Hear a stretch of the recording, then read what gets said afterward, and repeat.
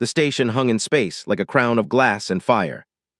Ethon Prime, neutral ground by ancient treaty, built over 3 centuries by 16 species who had agreed on nothing except that they needed a place to pretend they had. Its corridors stretched for kilometers, its chambers tall enough to accommodate beings the size of buildings, its atmosphere carefully blended to keep every species comfortable and no species truly at ease. It was, in every sense, a monument to controlled power. Today it hummed with something different, anticipation, the kind that precedes a verdict. The grand conclave of the Galactic Covenant had assembled in full, something that happened perhaps once a decade. Every tier of the circular chamber was filled. The Velthari Dominion occupied the highest arc, their delegates wrapped in shimmerweave robes that caught the light like oil on water. Below them sat the Surak Collective, insectoid and still, their compound eyes tracking every movement with mechanical precision. The Orindian Theocracy's high speaker floated in a suspension pod, robes billowing in an artificial breeze generated purely for ceremony. 14 other species filled the remaining tiers, whispering in their own languages, trading subtle looks of shared amusement. They were waiting for humanity. The doors opened 11 minutes late, no accident. Ambassador Ilara Voss walked in alone. No guards, no diplomatic entourage, no ceremonial gift offering as custom demanded. She was a woman of perhaps 50, with close-cropped silver hair, dark eyes that moved quietly around the room cataloging everything, and the kind of stillness that people only develop after surviving things they weren't supposed to survive. She wore no jewelry, no rank insignia, no cultural display. Just a dark jacket, dark trousers, and a small black case that she carried at her side like it weighed nothing at all. The chamber watched her cross the floor. High Consul Dreven of the Velthari leaned back in his elevated seat and allowed himself a small smile. He was ancient by human reckoning. 400 years of political supremacy had carved his face into something that looked permanently satisfied. He had orchestrated this summit personally, not as a negotiation, as a ceremony of submission dressed in the language of diplomacy. Humanity would be granted conditional entry into the Covenant, and in exchange, they would surrender their outer colonies as administered territories, dismantle their independent military under Covenant oversight, and cease all faster-than-light drive research that hadn't been pre-approved by the Velthari Science Board. Generous terms, he had told his staff, considering the alternative. The Chamber's chief herald rose and began reading the Covenant's formal offer. The words filled the room in the common tongue, clinical, careful, constructed to sound like opportunity while meaning something closer to a cage. Several delegates watched Ilara's face carefully, hungry for the moment it changed. The moment the human understood the full weight of what was being placed in front of her. Her face didn't change. When the herald finished, silence filled the chamber. This was the moment. Dreven leaned forward slightly, ready to receive her response, ready for the careful human dance of protest then acceptance that every species eventually performed when the arithmetic of power became undeniable. Ilara Voss set the black case on the central table. She opened it slowly. Every eye in the chamber dropped to see what was inside, what gift, what counteroffer, what symbol of humanity's plea. Inside was a single data chip, small, matte black, unremarkable. She picked it up between 2 fingers and slid it across the table toward the chamber's central display console, with the calm of someone returning a key they no longer needed. "Play it," she said.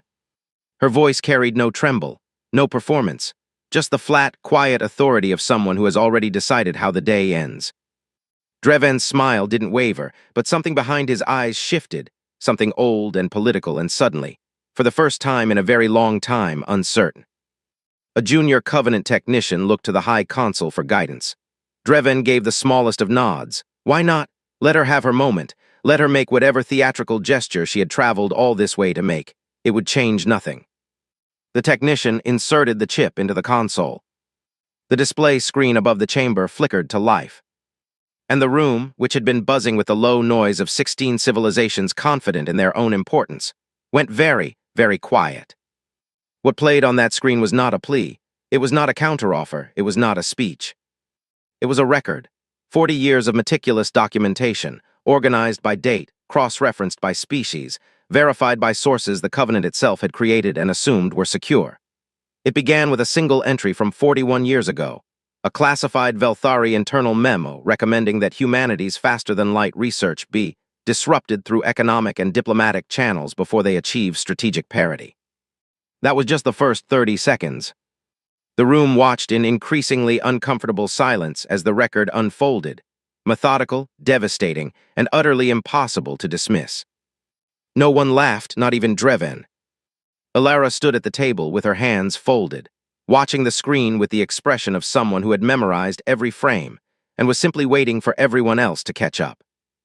Outside the station's viewports, the stars burned on, indifferent and ancient and completely unaware that something in the galaxy had just irrevocably changed. The record ran for 19 minutes. 19 minutes during which no delegate spoke, no herald interjected, no covenant procedure was invoked to pause or redirect or reframe. 19 minutes in which the entire assembled weight of galactic civilization sat and watched itself reflected in documentation it had never expected to see displayed in open session. It began with economics.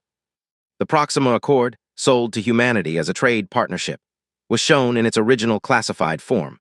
A coordinated agreement between the Velthari Dominion and the S-Surak Collective to systematically price human exports out of 7 major galactic markets, ensuring that humanity's outer colonies remained dependent on Covenant supply chains while being legally barred from developing competitive alternatives.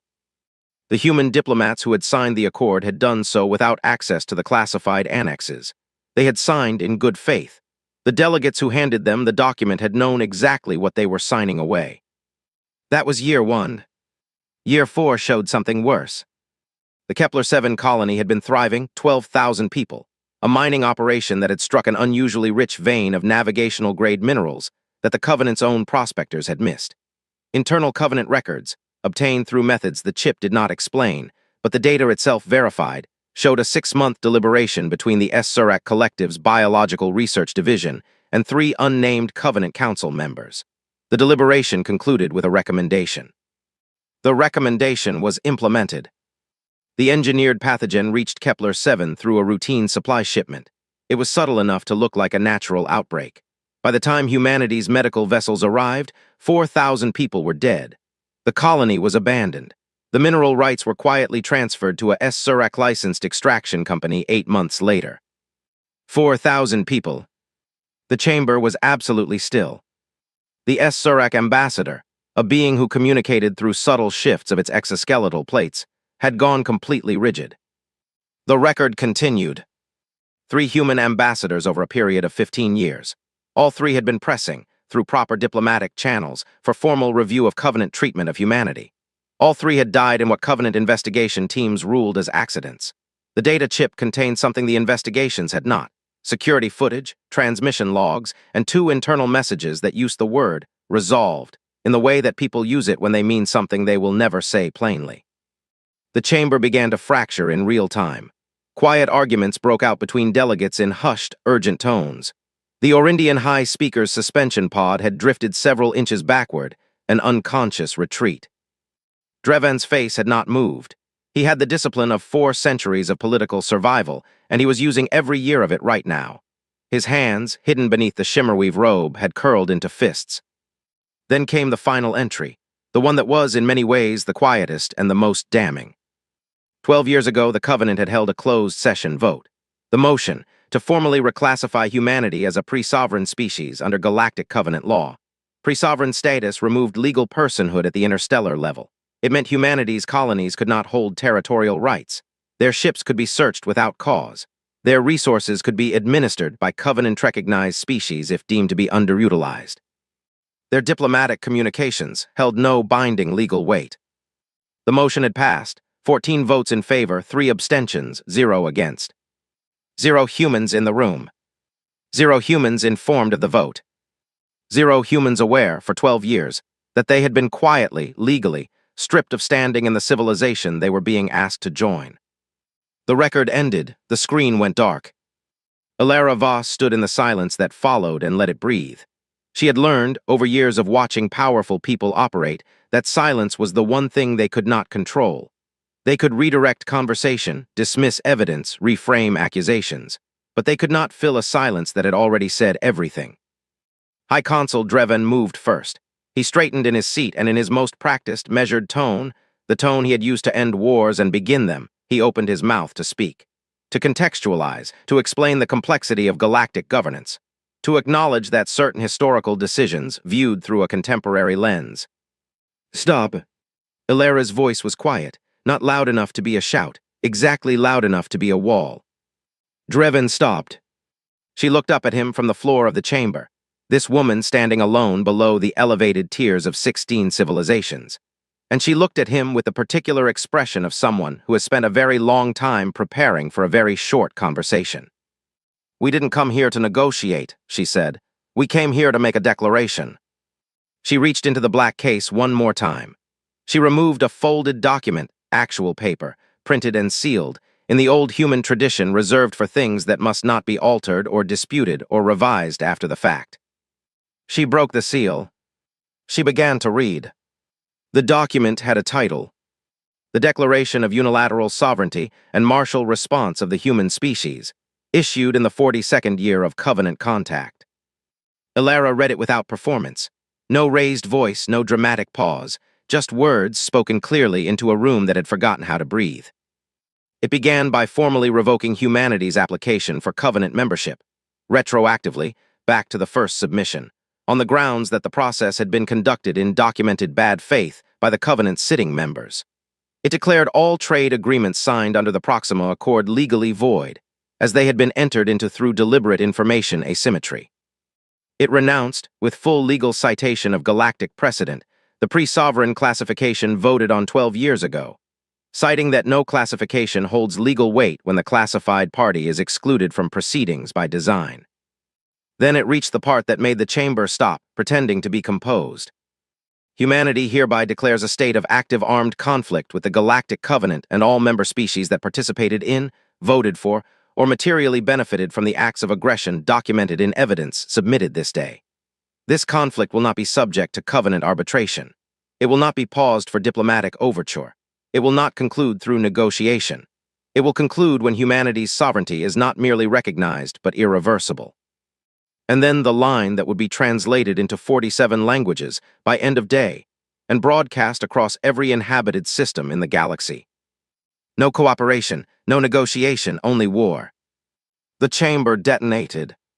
Not physically, though the Velthari security detail reached for weapons before their training stopped them.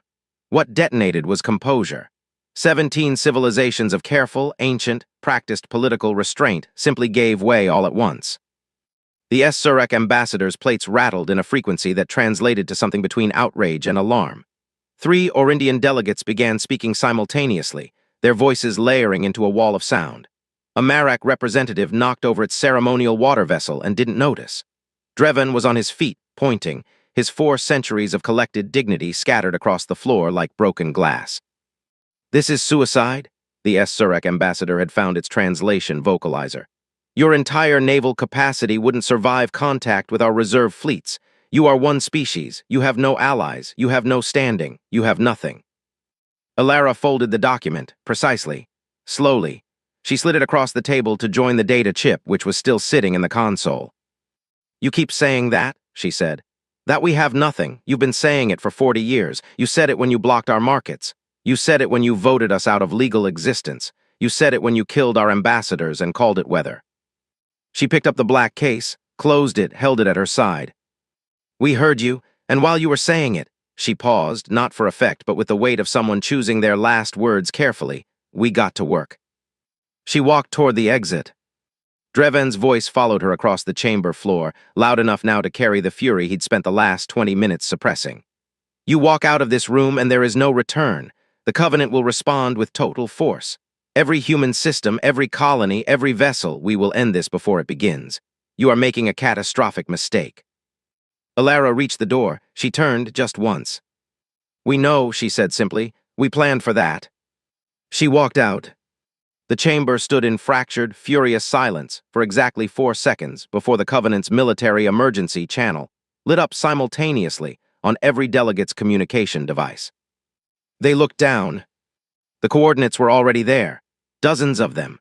Covenant military installations, deep space listening posts, supply depots, a forward staging base near the Velthari border, marked with timestamps. All of them destroyed, all of them in the last 6 hours. The war had already begun before the declaration was made.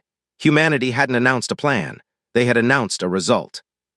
Dreven looked at the screen in his hand, then at the door through which Alara Voss had walked without looking back. His jaw was tight. His eyes were doing something they had not done in a very long time. They were calculating whether he had made a mistake. The stars outside the station's viewports didn't care either way. They burned on as they always had, patient and enormous, witnesses to the beginning of something none of them would live to see the end of. The galaxy had always assumed it understood humanity. A young species, aggressive by nature, compensating by diplomacy, technologically promising but derivative, borrowing heavily from Covenant-adjacent research, developing along predictable lines, militarily capable but limited by scale, a species that needed managing, not fearing.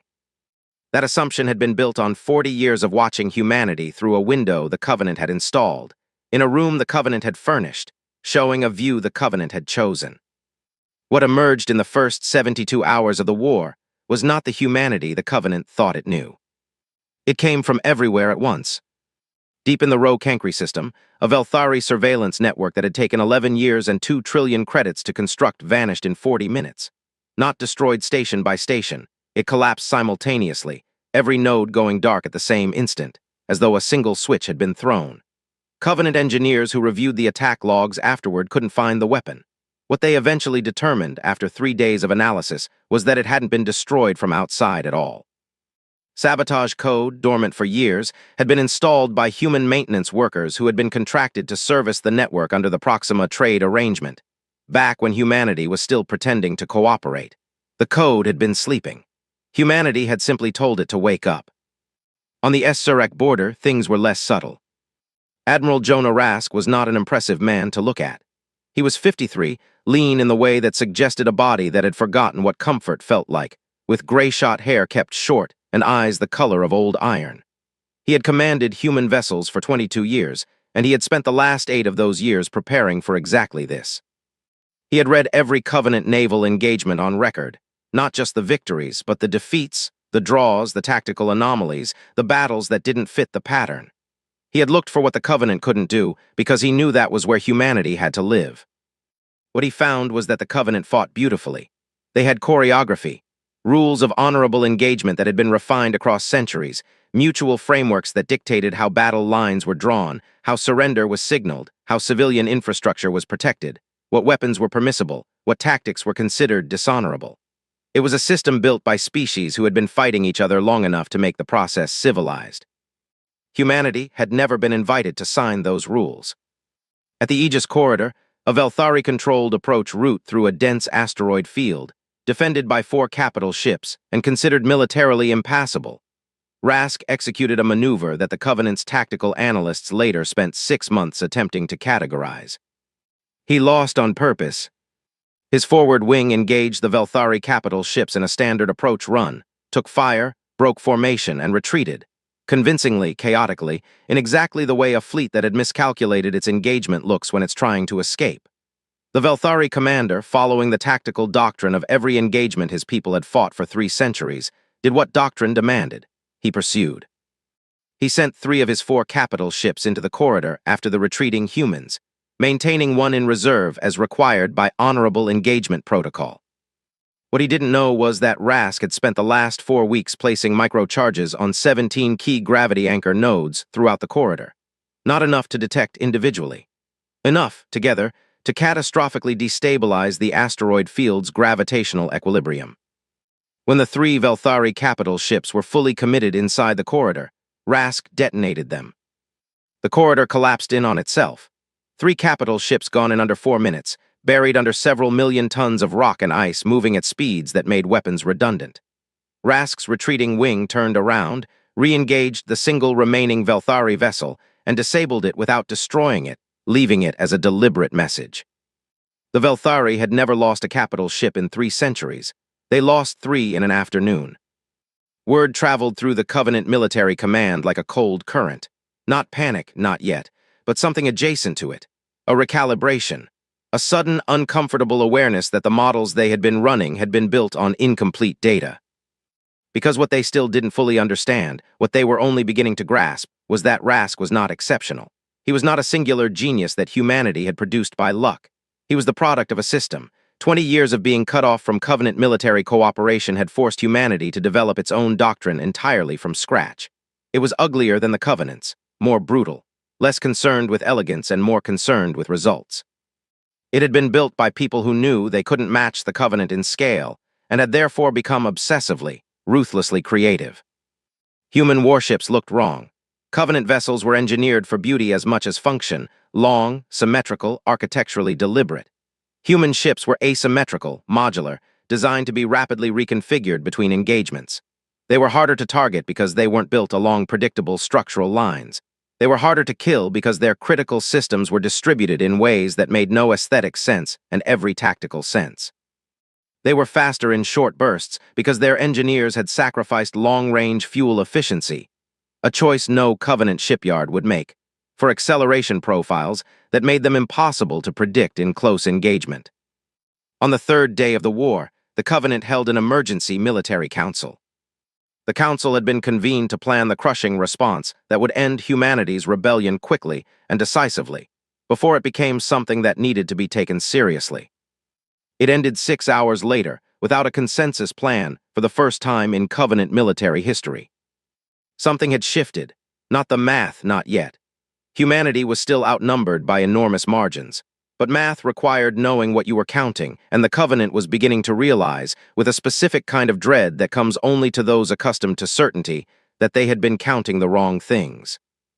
Outside the council chamber, in a corridor of Ethan Prime, a young Velthari military aide sent a private message to his superior with a question he would not have dared ask aloud.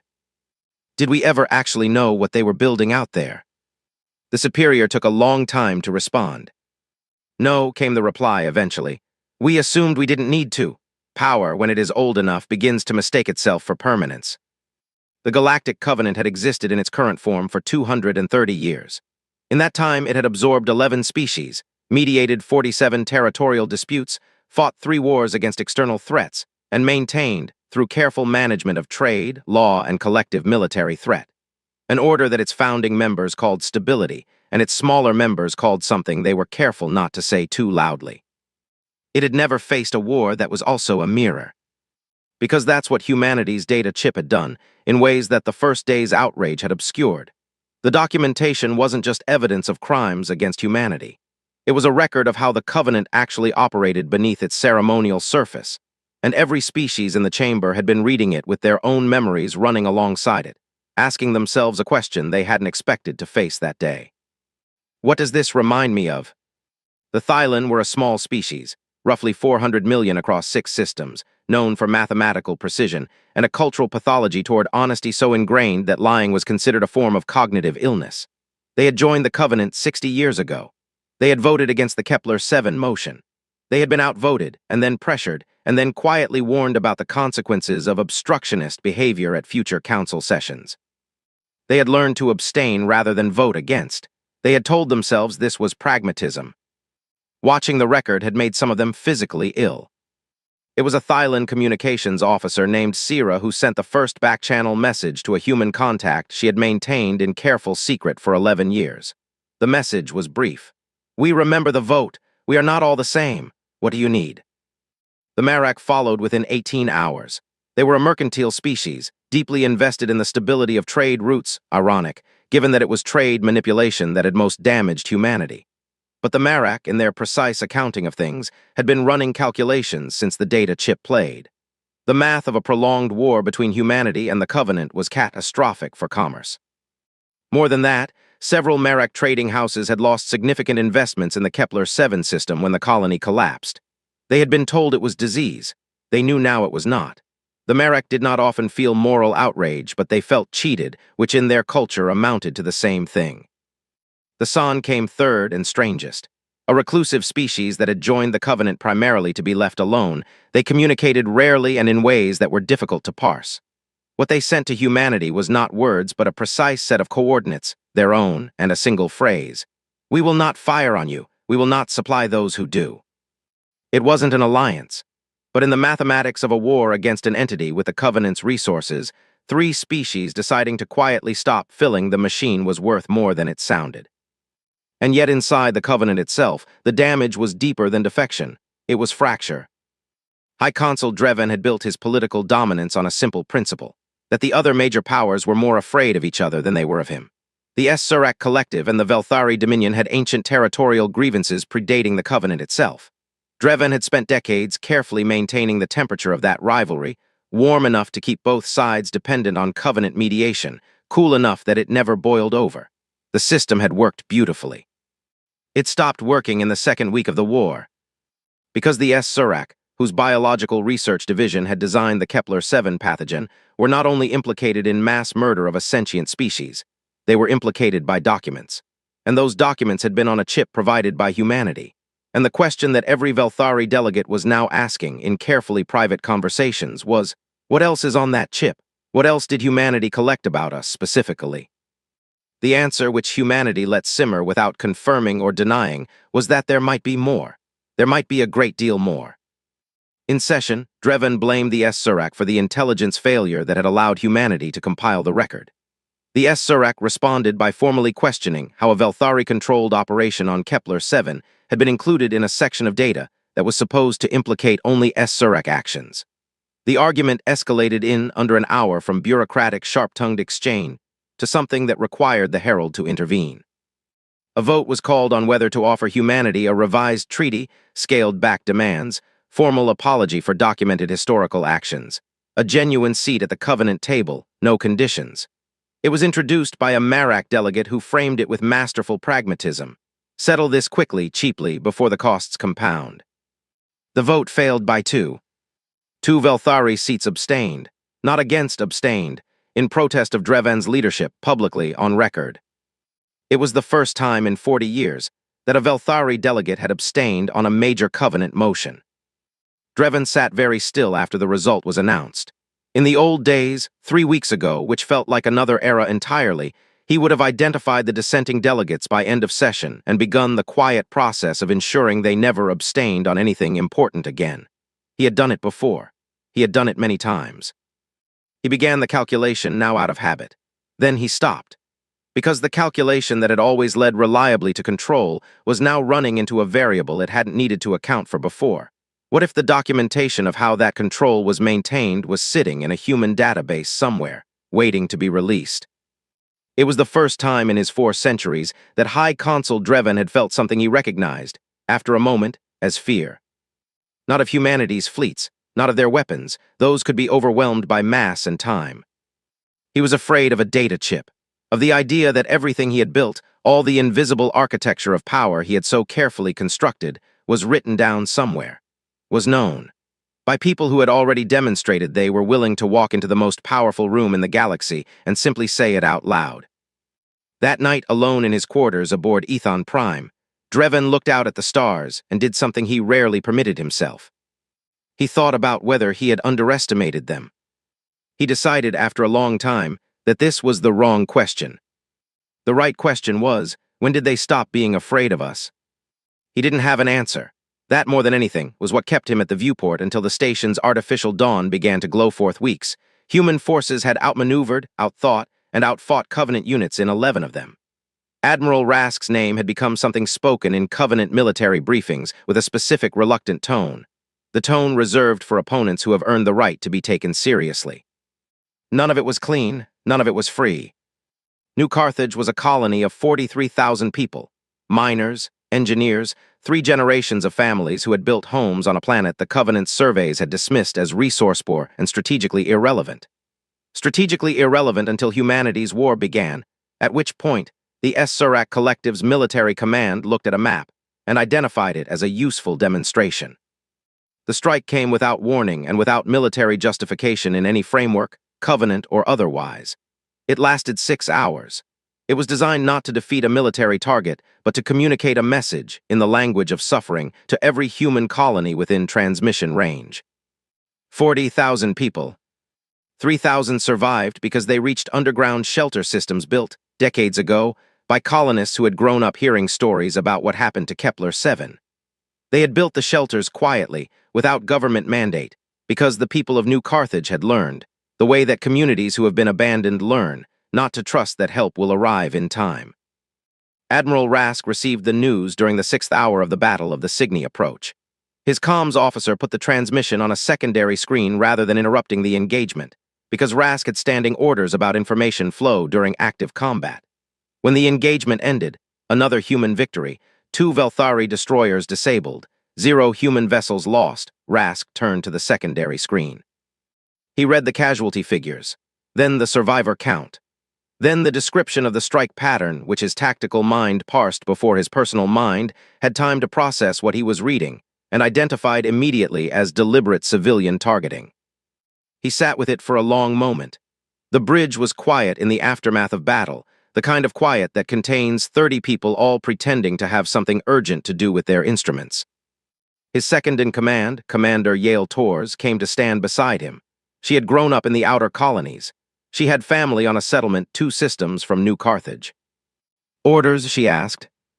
Rask was quiet for long enough that Tors began to think he hadn't heard her. "We continue," he said finally. Tors was still, "Jonah." "We continue," he said it the same way the second time, not louder, not differently, just the same with all the weight of what it cost sitting visibly on him, unflinching.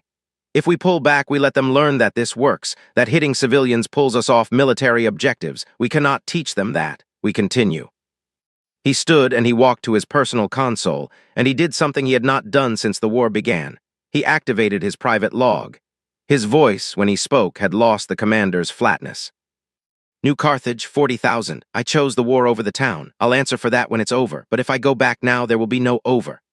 I need the people who come after this, whoever they are, wherever they are, to understand that I knew exactly what I was doing. I'm not going to pretend this is clean. It isn't. War isn't. The only thing I can do to honor those 40,000 is make sure they're the last ones, so I'm going forward, and I will carry this. I don't get to set it down."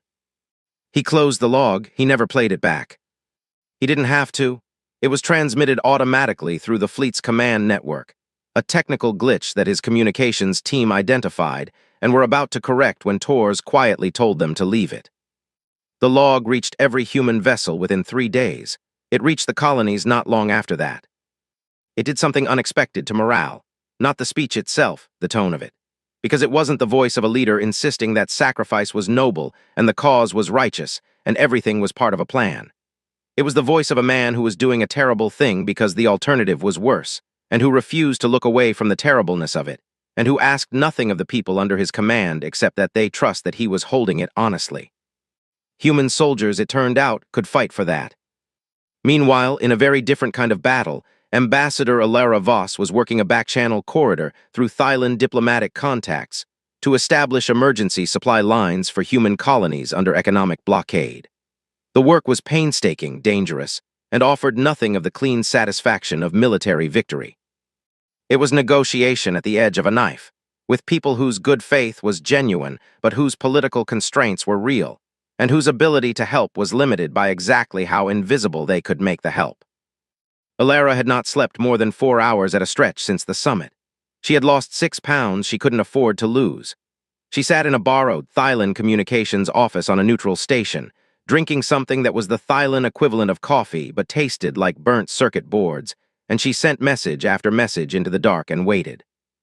She was not a soldier. She had not fired a weapon in her life. She was a woman who was very good at finding the spaces between what people said and what they needed, and moving through those spaces with things that could keep people alive. It was, in its way, as exhausting as any battle Rask had fought, and it was, in its way, as necessary. She received a message from a human colony coordinator on the 3rd night. The message said simply, "First supply convoy arrived. 800 people won't go hungry this month. Thank you." Alara read it 3 times. Then she put her head down on the desk and cried, quietly and briefly, in the way that people cry when they have been holding too much, and something small and good finally makes it possible to let a little of it out. Then she straightened up, and she picked up the next message, and she kept working. This was what the war looked like from inside it. Not clean, not triumphant, not the story of a species marching inevitably toward victory. It was the story of people making impossible choices and living with them, of small kindnesses extended across enormous distances, of grief carried quietly alongside duty, of 40,000 names that would be spoken at a memorial no one had built yet. This was what it cost to be defiant. This was what it had always cost. This was why the Covenant had assumed it would never happen, because they had looked at humanity and calculated the cost and concluded that no rational species would pay it. They had forgotten, or perhaps never understood, that there is a point at which the cost of submission exceeds the cost of resistance. Humanity had passed that point 40 years ago. They had just been quiet about it. The plan had been named, in the dry and functional way of military planners who have learned not to give things hopeful names, Operation Threshold. It had been conceived 4 years before the war began, refined over 3 years of classified simulations, and placed in a sealed container in a secure facility on Earth with instructions that it was not to be opened until a specific set of conditions were met. The conditions had been met on the day Ilara walked out of the conclave chamber. The Covenant's decision to mount a final, overwhelming strike had been, from humanity's perspective, the expected move. Rask had built it into his models. Dreven was a political animal operating from political instinct and political instinct, when wounded and cornered and watching the coalition fracture in real time, defaults to the decisive show of force. The move that ends the argument, the blow so overwhelming that it removes the need for further argument. 112 capital ships, the largest single fleet assembly in Covenant history, supplemented by 400 support vessels, enough orbital bombardment capacity to reshape a planet's surface, and every piece of military prestige the Covenant had left to spend. Dreven commanded it personally from his flagship, the Everlasting Accord, a name chosen decades ago for its irony, and now achieving a different, darker irony entirely. They came toward humanity's home systems along the most direct route, through the Sorin Threshold, a gravitational corridor between two massive stellar bodies that created a navigational lane wide enough for a fleet of that size and offered the fastest approach vector. Standard Covenant doctrine for overwhelming force was direct approach. The message of the formation was part of the weapon. You came straight at your enemy so they could see you coming and understand what was about to happen. It was the kind of doctrine developed by species who had never needed to consider that their enemy might have read it. The Sorin Threshold looked exactly as it always had. Long-range sensors showed nothing but the natural stellar geography, the twin giants, the gravitational lane, the distant scattering of rock and ice at the lane's edges that was standard in such formations. The Covenant's advanced scouts swept it 3 times. They found nothing. The asteroid belt at the corridor's midpoint was not, in fact, an asteroid belt. Over a period of 3 years, human engineering vessels working under total communications silence had moved, cataloged, and wired approximately 60% of the natural debris field with a network of gravity pulse generators. Devices that, individually, were too small to register as military hardware and had specifically been calibrated to match the electromagnetic signature of the surrounding rock. Collectively, when activated simultaneously, they would generate a gravitational shear effect strong enough to affect capital-class vessel structural integrity at close range. None of that was the main weapon, however. The main weapon was time. Rask had positioned his actual fleet, the full human naval force, every vessel that could reach Sorin in time, in the gravitational shadow of a rogue substellar body that orbited the corridor's edge. It was dark, cold, electromagnetically inert, and very large. Covenant sensors, which had been designed to look for ships, had never been recalibrated to look for ships hiding behind something that looked like nothing. The Covenant fleet entered the corridor. Rask waited. He had calculated the precise moment at which the optimal number of enemy capital ships would be fully committed inside the gravitational effect range. He had practiced the timing in simulation. He had told his officers that timing was everything, and that the temptation to act early would be strong and that they would hold. They held. When the moment came, Rask activated the pulse network remotely. The effect was not immediately catastrophic. Nothing that dramatic was needed.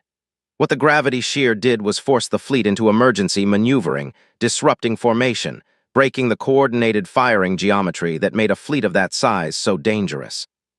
In the chaos of 112 capital ships trying to correct course simultaneously in a narrow corridor, in a suddenly unstable gravitational field, they began interfering with each other. Rask brought his fleet out of shadow. What followed was 4 hours of the most brutal, close-quarters, unconventional space combat in recorded history. Rask's ships were outnumbered by enormous margins, and they hit like they knew it, constantly moving, refusing engagement at range where the Covenant's superior firepower was decisive, forcing close-quarters fights where human ships' structural unconventionality and pilot aggression neutralized the scale advantage. Rask was hit twice. His bridge lost pressure. He commanded the last 2 hours of the battle in a vacuum suit with a cracked faceplate, managing the battle on a secondary console because the primary had been destroyed.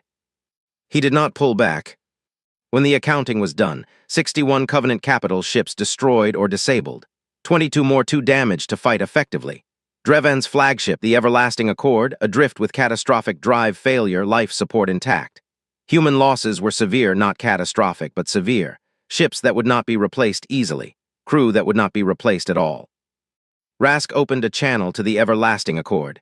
He sat in his damaged bridge in his cracked suit, and he was quiet for a moment before he spoke, finding the right register, the one that was neither triumphalist nor cruel.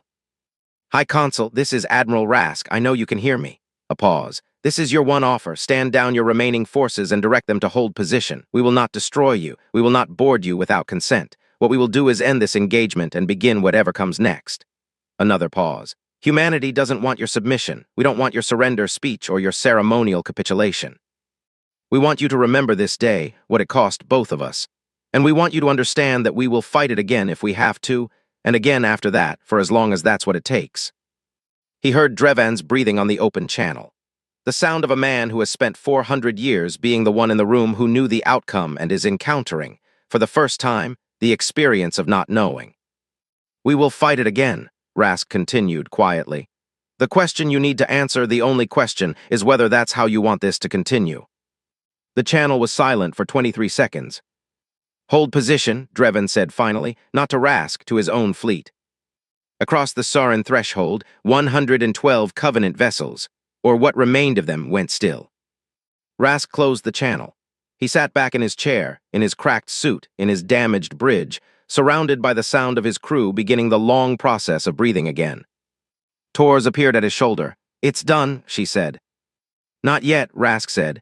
He looked at the tactical display, all those still shapes in the corridor, all that suspended violence, waiting for what came next. But close. Outside, the stars of the Sorin system burned cold and enormous around the wreckage of the day. In their light, 61 Covenant capital ships drifted slowly, silently, through a corridor that would never look the same on any map again. History had a new shape. It had found it in the rubble of a fake asteroid field and 4 hours of impossible fighting and 23 seconds of silence on an open channel. The formal end of the war was not announced with fanfare. There was no ceremony at Ethon Prime.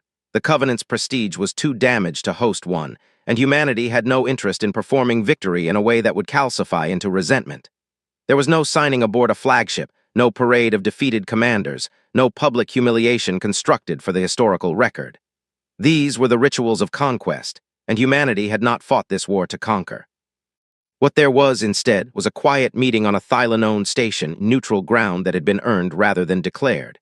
Present were Alara Voss and 3 human advisors on one side, and representatives of the Thylon, Marak, and San on the other, serving as mediators. Dreven was not present. The Covenant's delegation was led by a junior administrator named Counselor M. Haveth, young, non-ideological, selected precisely, because she carried none of the weight of what had been done and could therefore engage with what needed to be done. The negotiations lasted 9 days. On the surface, they were about terms, about what the conflict had cost and what settling it required. But underneath, they were about something more fundamental, the question of what kind of galaxy this would be going forward. Whether the architecture of the last 230 years, built on the Covenant's quiet management of who had standing and who didn't, who got to vote and who didn't, who could be harmed and by whom, would be rebuilt, or whether something genuinely different was possible. Humanity's 3 demands were already known. Alara had released them publicly before the negotiations began, a deliberate choice, ensuring they couldn't be softened in private into something that looked like agreement but meant something else. Transparency, she had learned over 40 years, was its own weapon. The first demand moved through quickly. Full retroactive legal sovereignty, recognized unanimously, backdated to first contact. The legal scholars on the Covenant side had already determined there was no mechanism to resist it. The pre-sovereign classification had been procedurally flawed from its inception, conducted without due process by the Covenant's own legal standards. Acknowledging this was not generosity, it was correction. The second demand was harder.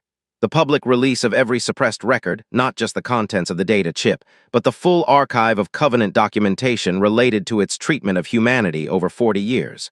Permanently accessible, to every species, no redaction on grounds of diplomatic sensitivity. This one cost the mediators 2 full days, not because humanity wavered, but because the Covenant's representatives needed time to process what it meant. that the full record of how power had actually operated, beneath the ceremonial language of cooperation and mutual benefit, would simply be available, that any species at any point could read it. The fear which M. Haveth eventually voiced aloud in a moment of honesty that Alara privately respected was not that the information would be misused. It was that it would be read and understood, and that it would change what smaller species believed was possible. That it would function not as condemnation but as a map, showing where the walls were, because that was how you found the doors. That, Alara said simply, is the point. The record was released on day 6 of negotiations, before the final agreement was signed.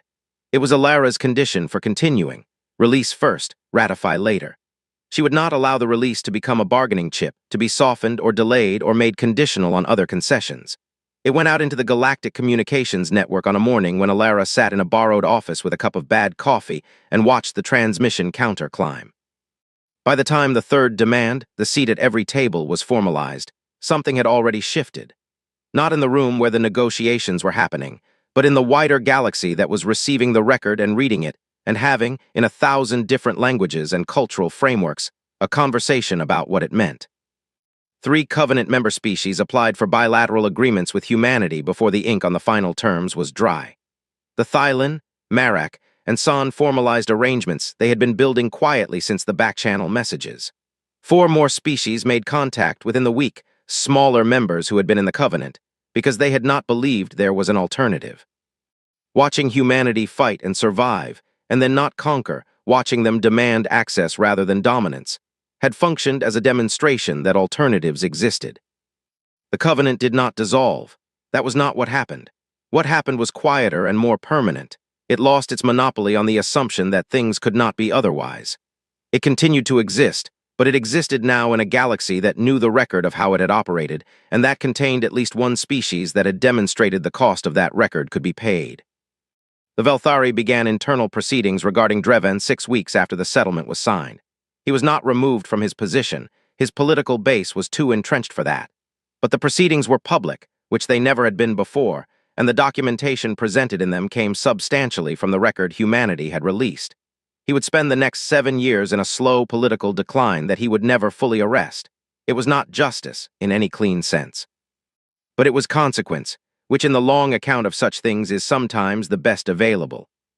Rask went back to Earth. He did not give speeches. He visited New Carthage, or what had been New Carthage, now a reconstruction zone with 3,000 survivors building back from the bones of what they had lost. He stood at the edge of what had been a residential area and looked at it for a long time. He didn't say anything to the journalists who followed him. There wasn't anything to say that the silence didn't already contain. He put in his retirement papers 14 months after the war ended. He spent the following years doing something that surprised everyone who had known him as a commander. He worked with a team of archivists and educators to compile the complete tactical record of the war, every engagement, every decision, including every mistake, including New Carthage, into an openly accessible document. Not a victory record, a true record. He said, when asked why, that the only thing worse than what the war had cost would be for the cost to be forgotten or softened into something that didn't hurt to read. The document was eventually used as foundational material at several species military academies, including, 2 generations later, Covenant ones. Alara Voss stayed in diplomatic work. She had been offered positions, honors, titles, the formal architecture of recognition that institutions construct around people who have done things the institutions can't fully process. She declined most of them. She was more useful, she felt, in the back channels, in the spaces between the official conversations where the real ones happened. On the first anniversary of the declaration, she returned to Ethon Prime, not for any formal reason. She had a meeting there with a Thylin diplomatic team, and she arrived a day early, and she stood at a viewport in the corridor outside the chamber where she had walked in alone with a black case and changed the shape of the galaxy. The station hummed around her. Ships came and went in the dark outside the glass, species she recognized, species she didn't, all moving through the same dark between the same stars, in a galaxy that looked the same from outside but was different internally in ways that hadn't fully revealed themselves yet. A young Thylin diplomat found her there. He was perhaps 30 by human reckoning, and he had the particular expression of someone who has studied history long enough to feel the weight of standing near it. He hesitated, then approached. "Ambassador Voss," he said, "may I ask you something?" She turned from the viewport. "Yes." He paused, choosing his words with Thylan care. Your species was outnumbered, outgunned, outresourced in almost every category. What made you certain you could win? Alara looked at him for a moment. Then she turned back to the viewport and the stars beyond it. We weren't certain, she said. Certainty is a luxury. We didn't have that. She was quiet for a moment. What we had was a decision. A real one, not the kind you make because you've calculated the odds, but the kind you make because you've looked at what you are and what you're willing to be. We decided we would not be what the Covenant needed us to be in order for their system to keep working. We decided that regardless of cost. She paused. There's a difference between certainty and decision, and most species, most people never learn it, because being certain is easier, being decided is just hard. She looked at the young diplomat. The Covenant forgot what we are. They saw something small and manageable and convenient, and they stopped looking. We had to remind them, remind everyone, including ourselves, that what we are is a species that was built across our entire history in the fire of exactly this kind of situation. We have been afraid before. We have been outnumbered before. We have been told it was over before. She turned back to the stars. We are still here. The young Thylan diplomat stood beside her at the viewport for a while, looking at the same stars, thinking about what it meant to be a species that was still here.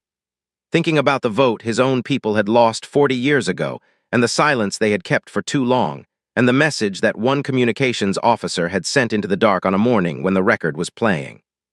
The stars burned on as they always had, ancient and patient, witnesses to everything, indifferent to all of it, present for all of it. The galaxy was different now, not fixed, not healed, not finished. But different. And in the long human understanding of such things, different, hard-won, paid for honestly, written in the full and unredacted record, was enough to begin with. And